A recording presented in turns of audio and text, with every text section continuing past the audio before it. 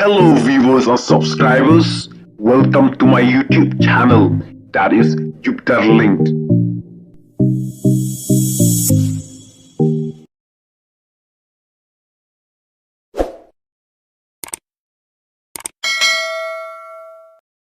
Syongshit kasngi sedang jongka football turnamen hakensi.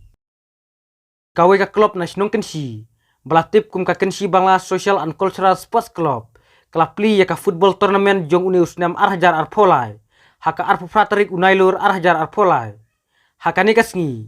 Laya don langru UMLA jongka Mautharashan constituency. Uba Syaklir Warjri. Uba Dairu haka juga por sports minister. Jongka Jela Meghalaya. Nalur uba Syaklir Warjri. Laya don langru udisi jongka Eastern West Khasi Hills District. UBDO jongka Blok Mautharashan. Nangta UDSP jongka Eastern West Khasi Hills District. Bat kiwe riurang ba jongka Than Mautharashan constituency. Kumban pensingannya kan ya kasing sedang jongka turnamen. Ki kena school jongka kensi Bangla. Kumka school Seven Brothers Secondary School. Bat ka school Saint Dominic Secondary School. Kila ay ya ki jingshat. Bat ki drill. Ban pensingan tenat ki pajba nongwan petkai. Hakani kasngi.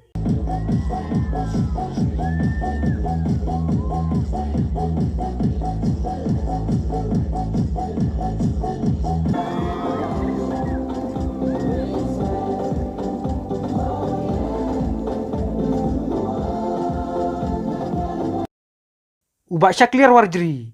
Kum ucif gas hakani kasngi. Ula penher ya ka lama. Kum kadak ban pli ya ka football tournament. Bala penya jaka kensi Bangla Social and Cultural Sports Club.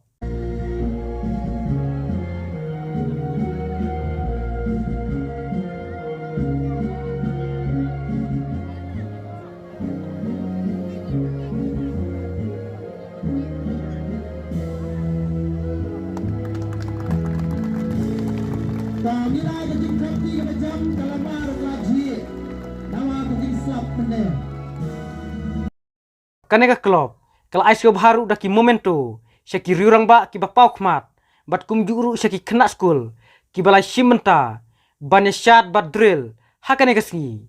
Di kerpat dia, ya Isri Syaklir Warjri, berdaya chief guest bat sports minister Bungsoha Berpenai, yang kini ting ais Soha, Syah Isri SW Marwen, berdaya utrai jongka Okrupa Factory.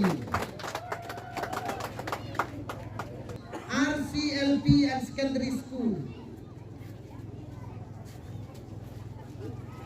Saint Dominic RCLP Secondary School. Bila ada di kaki, kawan sini Saint Dominic, ta nangta ngakerpat yai Sri SW Marwen, Inspo Hawan Penai, kira momentum Syah School Saint Dominic RCLP and Secondary School.